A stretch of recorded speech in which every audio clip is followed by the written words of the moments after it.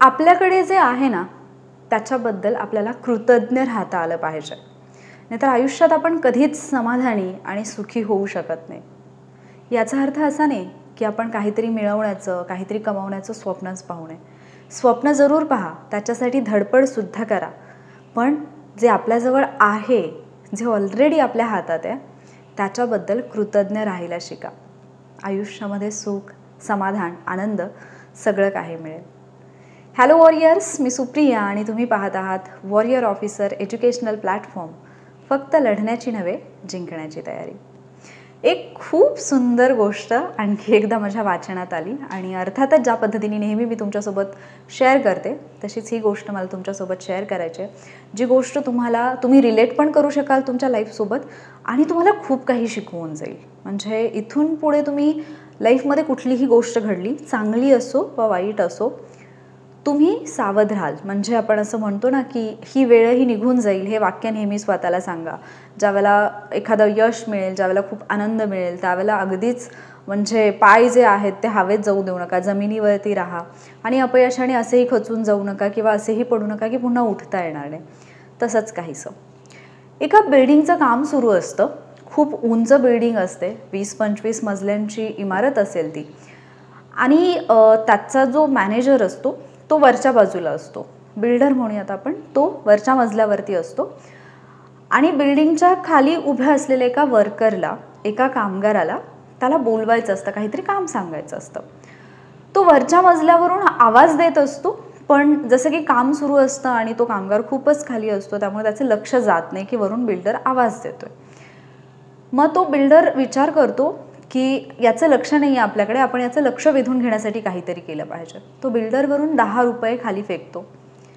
ते त्या कामगाराच्या पायासमोर पडतात आणि त्या कामगाराचं लक्ष त्या 10 रुपयांकडे जातं. तो कामगार ते 10 रुपये उचलतो आणि खिशात ठेवतो आणि खुश होतो की मला 10 रुपये सापडले. पण तो वरती पाहतच नाही की हे 10 रुपये आले कुठून. त्या बिल्डरला असं वाटतं की 10 रुपयांनी याचं लक्ष नाही गेलं, आपण 500 रुपये फेकून बघूयात. तो पुन्हा 500 रुपये खाली फेकतो. ते 500 रुपये सुद्धा त्या कामगाराच्या समोर येऊन पडतात. कामगार आणखी खुश होतो. ती 500 रुपयांची नोट तो उचलतो आणि खिशात ठेवून देतो. आता मात्र बिल्डरला प्रश्न पडतो की मी याच्याकडे पैसे फेकले, पण हा वरती पाहतच नाही आहे. मग बिल्डर तिथेच त्या कामावरती जो काही पसारा पडलेला असतो त्याच्यातून एक खडा उचलतो आणि तो खडा वरून तो फेकतो आणि तो खडा त्या कामगाराला लागतो. आणि ज्या क्षणी तो खडा पडतो, कामगार लगेच वरती पाहतो आणि त्याच्या लक्षात येते की वरून बिल्डर आपल्याला बोलवत आहे. आता या गोष्टीतून शिकण्यासारखं काय? आपल्या आयुष्यामध्ये एकापाठोपाठ एक असे आनंदाचे प्रसंग येत जातात आणि जेव्हा आनंदाचे प्रसंग येतात ना, तेव्हा आपण कृतज्ञ राहायला विसरतो. आपल्या आयुष्यामध्ये एखाद्या गोष्टीचा आनंद आपल्याला मिळाला तर आपण देवाला थँक्यू म्हणायला विसरतो. देव म्हणा, ईश्वर म्हणा, कुठलीही एक अशी शक्ती जिला तुम्ही मानता, त्या शक्तीला आपण थँक्यू म्हणायला विसरतो. आपण कृतज्ञ राहायला विसरतो की माझ्या आयुष्यामध्ये हा आनंद आलेला आहे. आणि मग जेव्हा आपण आपल्याच धुंदीमध्ये असतो तेव्हा एखादा संकट, एखादा प्रॉब्लेम, एखादी अडचण किंवा एखादा प्रसंग असा घडतो की जो आपल्याला फार दुःख देऊन जातो, जो आपल्याला वेदना देऊन जातो. आणि ज्या क्षणी आपल्याला वेदना होतात त्या क्षणी आपल्याला आपला देव, परमेश्वर, ईश्वर किंवा ती एक शक्ती ती आठवते आणि मग आपल्याला असं वाटतं की तू मला या संकटात का टाकलंस, माझ्या आयुष्यामध्ये इतके प्रॉब्लेम्स का आहेत. त्याचं रिझन हे असतं की कधी कधी जेव्हा तुम्ही तुमच्याच धुंदीमध्ये अगदी धुंद झालेले असता, बेधुंद झालेले असता, तेव्हा तुम्हाला भानावर आणण्यासाठी आणि तुमचं लक्ष वेधून घेण्यासाठी परमेश्वराला अशा गोष्टी कराव्या लागतात. आयुष्यामध्ये जेव्हा चांगले प्रसंग घडतात, जेव्हा चांगले अनुभव घेता, तेव्हा कृतज्ञ राहा. हे फक्त ईश्वराच्या बाबतीत किंवा देवाच्या बाबतीत नाही आहे, हे प्रत्येक त्या व्यक्तीच्या बाबतीत आहे जी व्यक्ती आपल्या आयुष्यामध्ये काही ना काहीतरी कॉन्ट्रीब्यूट करत असते. म्हणजे आपल्याला जन्म देण्यापासून, जन्म द्यायच्या आधीपासून ज्या आईने आपल्याला वाढवलेलं असतं, ज्या आईने आपल्याला जन्माला घालण्यासाठी मृत्यूला सुद्धा पाहिलेलं असतं आणि लहानपणापासून कित्येक आजारपणं आपली तिने रात्रभर जागून काढलेली असतात, आपल्याला कुठे त्रास होऊ नये म्हणून आपल्यासाठी जी आई इतकं काही करत असते, आपण आयुष्यात त्याची कृतज्ञता व्यक्त करायला विसरतो. तिच्यासाठी तिला असं नसतं की तुम्ही मला सोनं आणून द्या, मोठा बंगला द्या, गाडी द्या, अशा अपेक्षा नसतात. पण आपण एकदा प्रेमाने तिच्याशी बोललो तरीसुद्धा त्या आईला सगळं काही मिळाल्यासारखं असतं, पण आपल्याला हेही करता येत नाही. जोपर्यंत एखादा माणूस आपल्या आयुष्यामध्ये असतो, जोपर्यंत तो आपल्या जवळ असतो, जोपर्यंत तो आपल्या सहवासामध्ये असतो ना, बऱ्याचदा आपल्याला त्या व्यक्तीची किंमत समजते. पण जेव्हा ती व्यक्ती आपल्यापासून दूर जाते, जेव्हा त्या व्यक्तीमध्ये आपल्यामध्ये दुरावा निर्माण जातो आणि आपल्या आयुष्यामध्ये कधीही न भरून येणारी एक पोकळी निर्माण होते ना, तेव्हा आपल्याला त्या व्यक्तीची किंमत कळायला लागते. मग त्या दिवसाची वाटच का पाहायची की ती व्यक्ती कुठेतरी दूर निघून जाईल आणि मग मी नंतर पश्चाताप करत बसेन आणि रडत बसेन. जेव्हा ती व्यक्ती तुमच्या आयुष्यात आहे, जेव्हा ती व्यक्ती तुमच्या जवळ आहे ना, तेव्हाच त्या व्यक्तीबद्दल कृतज्ञता व्यक्त करा. बऱ्याच जणांना शब्दात व्यक्त नाही होता येत. नका व्यक्त होऊ, नाही तुम्हाला जमत आहे शब्दात व्यक्त होता. किंवा बऱ्याचदा आपल्या आईवडिलांना आपण शब्दात व्यक्त झालेलो नाही समजत. जर समजा ते अशा बॅकग्राऊंडमधून असतील, म्हणजे ज्याला आपण म्हणूयात की फारसं शिक्षण नाही आहे किंवा ज्या शिक्षित लोकांच्या पद्धती असतात त्या पद्धती त्यांना नाहीच समजत. आवश्यकता नाही आहे ना की जाऊन तुम्ही थँक्यू म्हणा, आय लव्ह यू म्हणा, हग करा, गरज नाही आहे. तुम्ही साधं संध्याकाळी आई वडील कामावरून आल्यानंतर किंवा ज्यावेळेला ते थकलेले असतात, झोपण्यापूर्वी पाय दुखत आहेत का, पाय दाबू का, इतकं जरी विचारलंत ना तरीसुद्धा खूप काही असतं.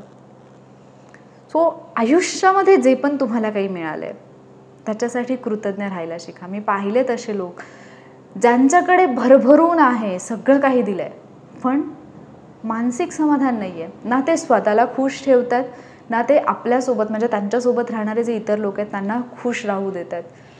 कारण काय? त्यांच्याच मनाने रचलेले काहीतरी खेळ, त्यांच्याच मनाने मांडून ठेवलेले असे काहीतरी विधान आहेत, काहीतरी गृहीतक आहेत, ज्याच्यामध्ये ते जगत राहतात. ज्यांच्याकडे आईवडीलच नाही आहेत त्यांना आईवडिलांची किंमत माहिती असते, पण ज्यांच्याकडे आहेत त्यांना मात्र हा प्रॉब्लेम असतो की माझे आईवडील माझ्या प्रत्येक गोष्टीला कटकट करतात, मला प्रत्येक वेळेला इन्स्ट्रक्शन्स देतात, मला प्रत्येक वेळी हेच कर तेच कर असं सांगतात, माझ्याकडून एक्सपेक्टेशन्स ठेवतात. विचार करायचा की ज्या वेळेला आपल्याला कुठल्याही गोष्टीचा लाईफमधला त्रास होतो ना, तेव्हा फक्त ती व्यक्ती इमॅजिन करायची ज्या व्यक्तीच्या लाईफमध्ये ती गोष्टच नाही आहे, ती व्यक्तीच नाही आहे. जसं म्हटलं जातं ना की तुम्हाला जर आयुष्याची किंमत नसेल, मरावंसं वाटत असेल ना, तर एखाद्या मोठ्या हॉस्पिटलला भेट जिथे जगण्यासाठी लोक किती धडपड करत आहेत. एक एक श्वास घेण्यासाठी एका एका श्वासाची किंमत ते लोक मोजत आहेत. आपल्याला जे मिळाले ना ते कधीच कमी नसतं. फक्त आपला दृष्टिकोन जो असतो ना तो फार संकुचित असतो. आपल्याजवळ जे आहे त्याच्याकडे आपलं कधीच लक्ष नसतं. मला हे मिळालं नाही, मला ते मिळालं नाही, माझ्या आयुष्यात एवढे प्रॉब्लेम्स आहेत. म्हणजे एक व्यक्ती आहे जिच्या डोक्यावरती छप्परच नाही आहे. ती व्यक्ती कुठेतरी फुटपाथवरती राहते, पण ती व्यक्ती या गोष्टीने खुश आहे की हां फुटपाथवरती सही, बट मला झोपायला जागा तर मिळाली. आणि एकीकडे एक व्यक्ती आहे जिच्याकडे खूप छान असं आलिशान असं घर आहे, पण तरीसुद्धा ती व्यक्ती दुःखी आहे की माझ्या घरामध्ये मला हवं असं फर्निचर नाही आहे. म्हणजे आपला आनंद कशात आहे? एकीकडे अशी मुलं असतात ज्यांना दिवाळीला नवीन कपडे सोडा, फराळाचं म्हणजे सगळे फराळाचे पदार्थ सोडा, कोणीतरी दिलेली दिवाळी जरी खायला मिळाली तरी ते खुश असतात की मला काहीतरी दिवाळीला खायला मिळालं, नवीन कपड्यांचा तर विषयच नसतो. आणि एकीकडे असे लोक असतात की इतके सगळे कपडे आहेत, मी कुठला घालू म्हणून रुसून बसलेले असतात किंवा म्हणून त्रागा करून घेत असतात. आनंद आणि सुख आणि समाधान हे तुमच्या विचारांवरती, तुमच्या दृष्टिकोनावरती अवलंबून असतं.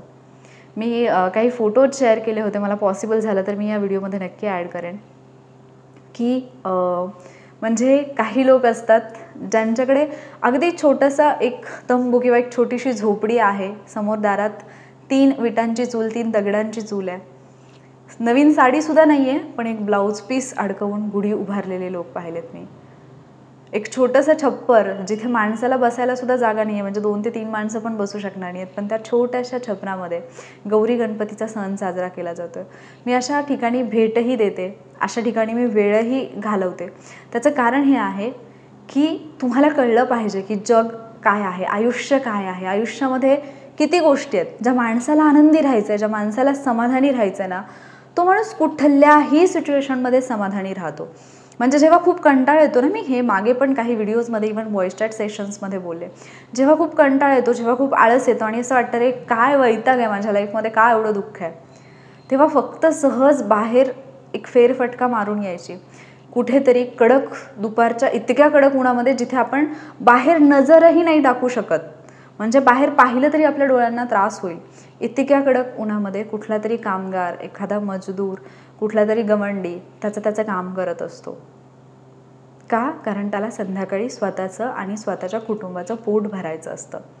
आणि एकीकडे आपण असतो, निवांत सावलीत बसलेलो असतो, स्वतःचं घर असतं, कुठे जाऊन 1 रुपया कमवण्याचं आपल्याला टेन्शन नसतं, पण आपण रडत असतो, अरे माझ्या रूममध्ये फॅनच नाही आहे, माझ्या रूममध्ये एसीच नाही आहे, फॅनची हवाच गरम लागते.